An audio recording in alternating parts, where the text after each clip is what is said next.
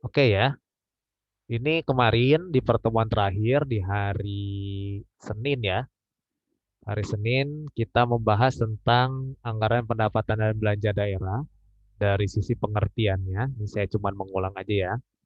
APBD adalah rencana keuangan tahunan pemerintahan daerah yang dibahas dan disetujui bersama oleh pemerintah daerah dan DPRD ya, dan ditetapkan dengan peraturan daerah. Nah, itu dari sisi pengertiannya ya. Ini pengertian APBD. Nah, setelah dari pengertian APBD, kemarin juga kita sudah bahas, saya sudah bahas juga tentang fungsi-fungsi APBD ya. Saya ulang lagi aja nih, bacakan saja ya. Fungsi otorisasi itu fungsinya menjadi dasar pelaksanaan pendapatan dan pengeluaran. Nama juga anggaran pendapatan dan pengeluaran ya. Lalu kedua, fungsi perencanaan itu menjadi pedoman perencanaan kegiatan, kegiatan di daerah. Lalu fungsi pengawasan itu sebagai pedoman apakah penyelenggaraan pemerintah telah pemerintahan daerah ya sudah sesuai dengan ketentuan. Ada fungsi alokasi, APBD dialokasikan untuk mendukung kegiatan perekonomian ya. Karena ini nanti ada hubungannya nih, ternyata APBD ini sangat berpengaruh terhadap perekonomian. Fungsi distribusi, pendistribusian APBD harus memperhatikan keadilan kepatuhan, ya, harus adil, ya. Lalu fungsi stabilisasi, pedoman agar pendapatan dan pengeluarannya teratur, ya, teratur dengan baik. Lalu tidak cuma dari pengertian, dari fungsinya juga sudah dijelaskan di pertemuan sebelumnya. Lalu di tujuannya juga sudah ya APBD disusun sebagai pedoman pendapatan dan belanja dalam melaksanakan kegiatan pemerintah daerah ya.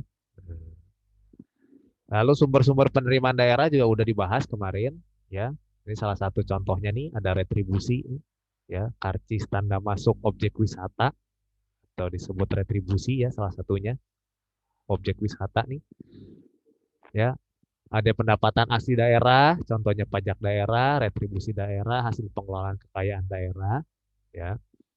Ada juga yang termasuk dana perimbangan, terdiri dari dana bagi hasil, dana alokasi umum, dana alokasi khusus. Ya, ini sudah dibahas juga nih.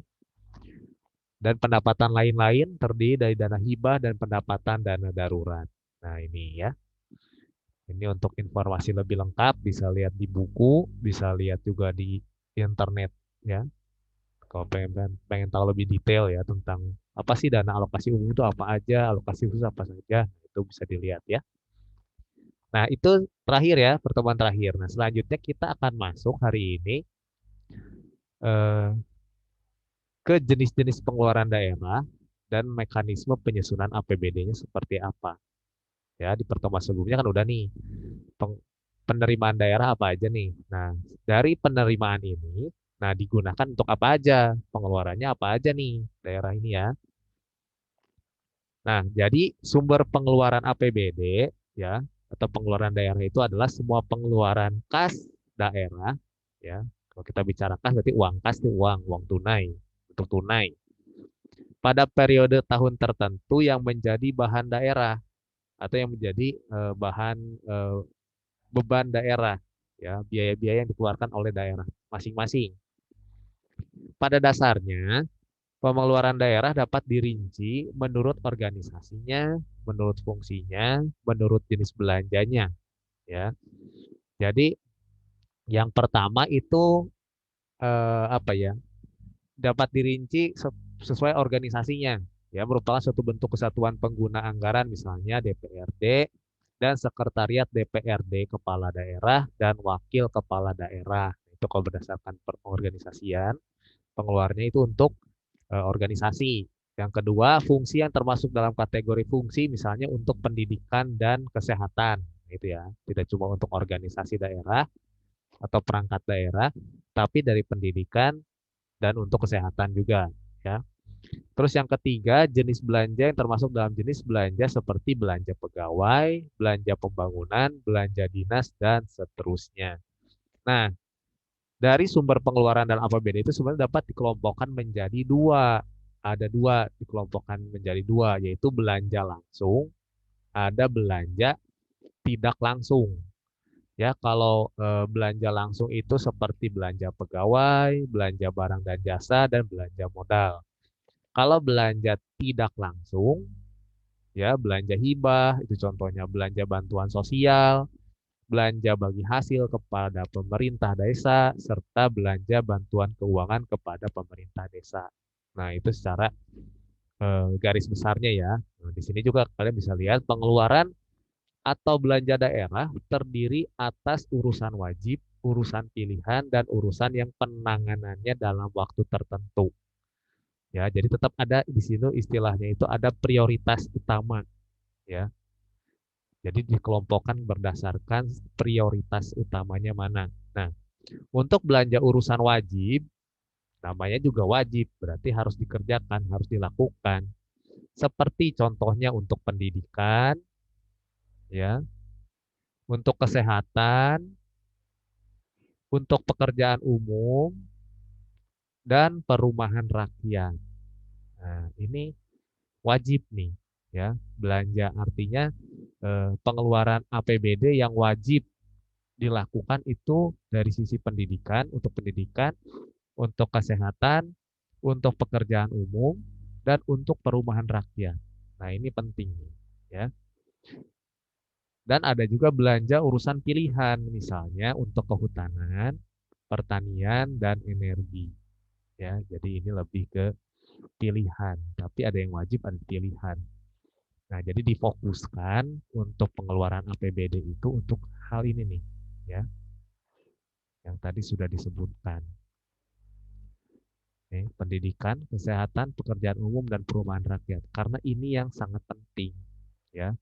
Pendidikan udah jelas ya, harus masyarakatnya di daerah pun harus memiliki pendidikan yang layak, fasilitas pendidikan yang layak, ya, harus memastikan daerah itu untuk pendidikan masyarakat di daerahnya masing-masing, ya. Kesehatan juga penting nih, fasilitas-fasilitas kesehatan, puskesmas dan sebagainya, puskesmas daerah dan sebagainya nih harus nih, alat-alat kesehatannya harus ada, dokternya ada enggak, ya, ini harus disediakan juga nih, penting nih selain pendidikan, kesehatan. Nah, selain itu pekerjaan umum. Banyak kalau ke daerah-daerah itu mungkin jalannya masih belum diaspal, masih jelek. Nah, ini perlu nih untuk pekerjaan umum, untuk bangun jembatan, untuk apa? Aspal jalan. Nah, ini penting nih, ya. Dan perumahan rakyat sama ini juga untuk perumahan, ya, untuk tempat tinggal. Artinya ini kan kebutuhan utama, ya. Nah, setelah itu, setelah yang wajib, baru yang pilihan untuk kehutanan, artinya untuk yang berhubungan dengan hutan nih, misalkan pelestarian hutan dan sebagainya. Untuk yang di bidang pertanian, ya fokuskan ke pertanian. Kalau ternyata daerah itu memang sumber dayanya banyak di pertanian, ya, atau di energi, nah ini difokuskan ke eh, seperti itu pengeluaran APBD-nya. Ya, jadi banyak juga nih ternyata. Karena kalau semuanya dari pusat, dari APBN, tidak bisa mengcover semuanya. Butuh dana yang sangat besar. Kalau dari pusat makanya, karena pusat tidak, dalam tanda kutip, tidak mampu untuk membiayai semua, ya, jadi dikasihlah ke daerah-daerah, ya. Karena daerah-daerah punya sumber daya masing-masing, punya kekayaan alam masing-masing yang bisa dimanfaatkan, ya, untuk kepentingan daerahnya masing-masing. Gitu, ya. Nah, itu sumber pengeluaran APBD, ya. Jadi ada urusan wajib, ya, pokoknya berhubungan dengan pendidikan lah, apapun itu ya, misalkan benerin sekolah yang udah jelek lah, kasih misalkan mungkin ada kasih beasiswa juga, kasih bantuan operasional, atau misalkan kasih keringanan biaya sekolah dan sebagainya, ini bisa, ya. Untuk wajibnya, untuk yang penting pendidikan, kesehatan, pekerjaan umum, dan perumahan rakyat. Nah, untuk pilihannya bisa berdasarkan sumber daya masing-masing daerah, kehutanan, pertanian, dan energi. Nah, seperti itu sumber pendapatan dan pengeluaran daerah. Ya, jadi tahu sebenarnya kalau kita perinci lagi, ini banyak banget. Contohnya kemarin di APBN ya, untuk pendidikan aja banyak tuh ya. Terus untuk benerin inilah, beneran ini, untuk kesehatan, untuk ngasih makan. Ternyata untuk balita, 1 juta, 1 juta balita lebih banyak loh, ini bisa dirinci. Ya. Nah, sama seperti APBN, ini pun daerah pasti akan mempublish APBD-nya. Ya. Karena harus, semuanya sekarang harus terbuka. Ya. Jadi daerah tersebut juga tahu penghasilan atau penerimaan daerahnya berapa, pengeluarannya berapa. Jadi dapat dikontrol juga, dapat diawasi. Masyarakat bisa mengawasi. Ya, karena itu uangnya dari mana ya? Uangnya dari masyarakat juga, dari rakyat juga uangnya, ya. Oke, itu tentang jenis-jenis pengeluaran daerah. Nah, berikutnya kita akan masuk ke yang namanya mekanisme penyusunan APBD. Seperti apa sih mekanismenya? Kalau kemarin APBN udah ya. Nah, sekarang kita masuk ke mekanisme penyusunan APBD.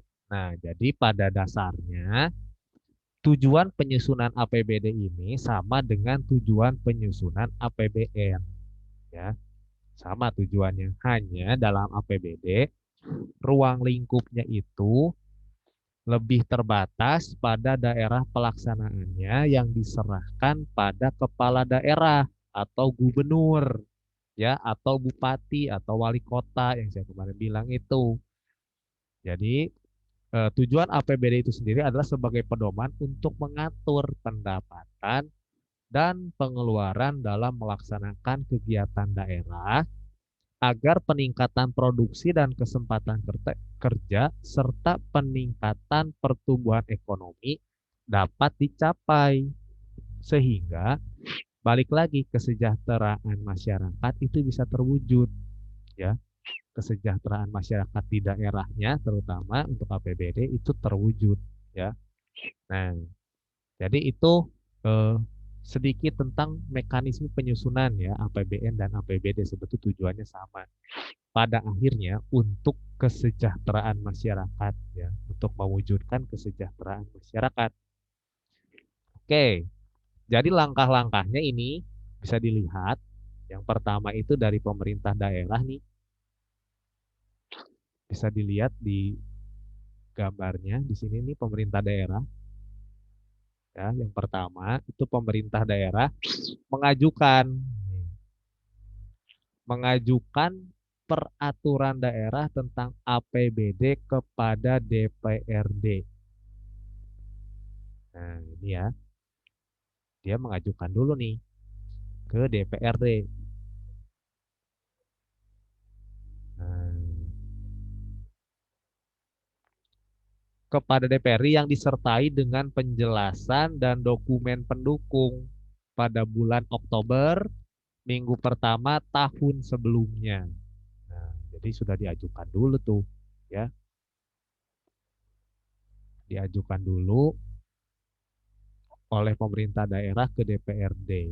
Nah, setelah itu DPRD di sini ya kan sudah diajukan ke DPRD nih. DPRD lalu di sini kepotong. DPRD ya mengambil keputusan nih setuju apa enggak nih untuk pengajuan APBD tersebut ya. Nah, biasanya itu akan dilaksanakan selambat-lambatnya 1 bulan sebelum tahun anggaran yang bersangkutan dilaksanakan. Jadi dikasih waktu juga nih untuk disetujui atau tidak ya 1 bulan sebelum dilaksanakannya anggaran. Nah, nih kalau ternyata DPRD-nya setuju, maka rancangan tadi ya, rancangan APBD, RAPBD, kalau kemarin APBN kan RAPBN, ini berarti rancangan APBD-nya, RAPBD,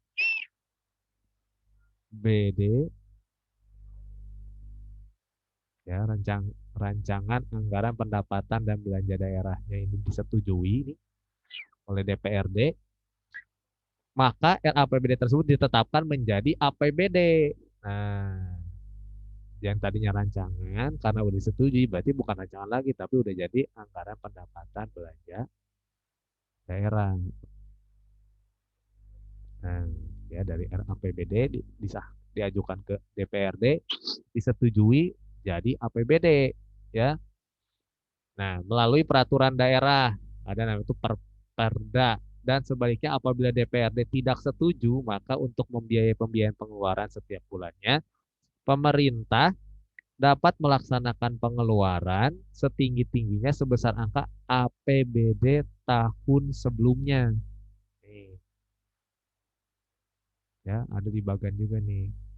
Nih, kalau diterima, ya, kalau diterima bisa digunakan.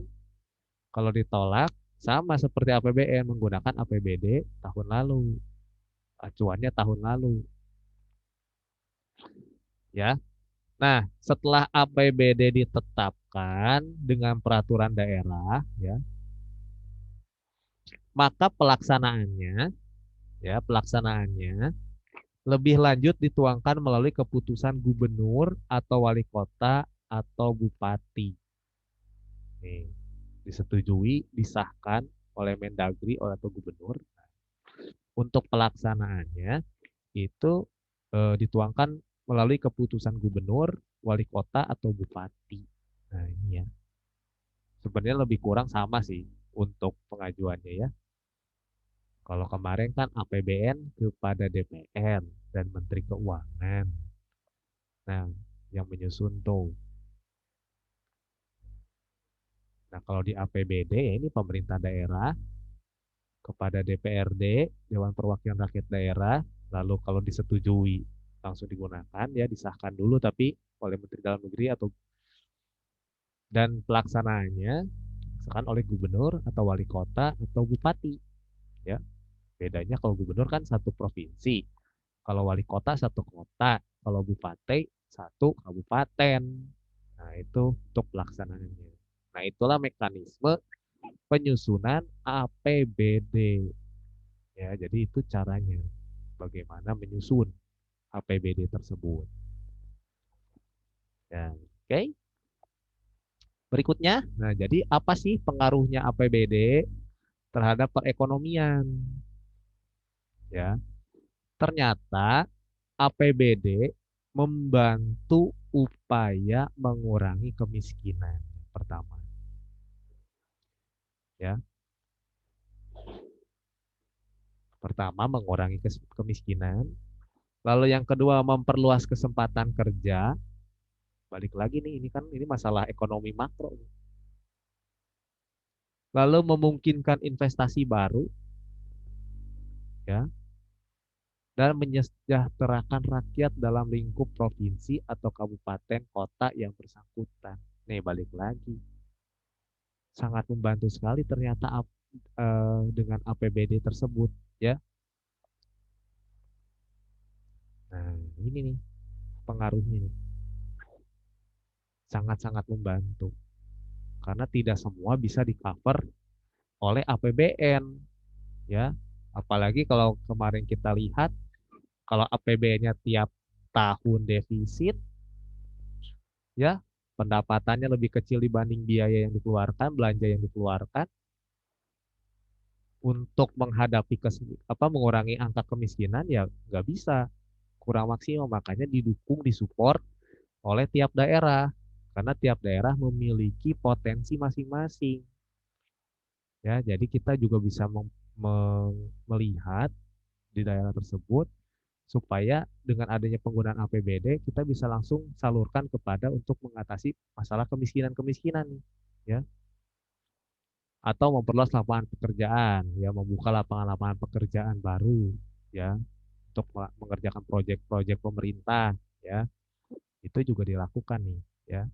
Memungkinkan investasi baru juga sama, ya. Kalau misalkan ada investor-investor yang mau menanamkan modalnya di daerah-daerah, langsung saja ke daerahnya tersebut, nggak usah melalui pusat, bisa tuh ternyata kerjasama dengan gubernur, wali kota, atau bupati, bisa tuh berdasarkan pemimpin daerahnya siapa, ya. Cuman inti tujuan utamanya adalah ya untuk mensejahterakan rakyat, ya, terutama ya di lingkup provinsi, kabupaten atau kota yang bersangkutan, ya.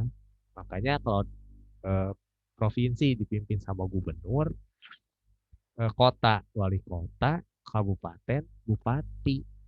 Nah, ini harus sama-sama saling bekerja sama untuk mensupport daerahnya, ya.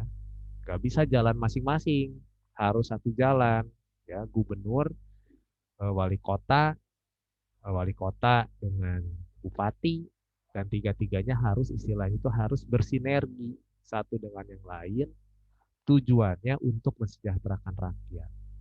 Nah, itu. Itu pengaruh APBD. Nah, ada pertanyaan dulu nggak sampai sini? Tentang pengaruh APBD. Nah, silahkan kalau ada yang mau bertanya dulu.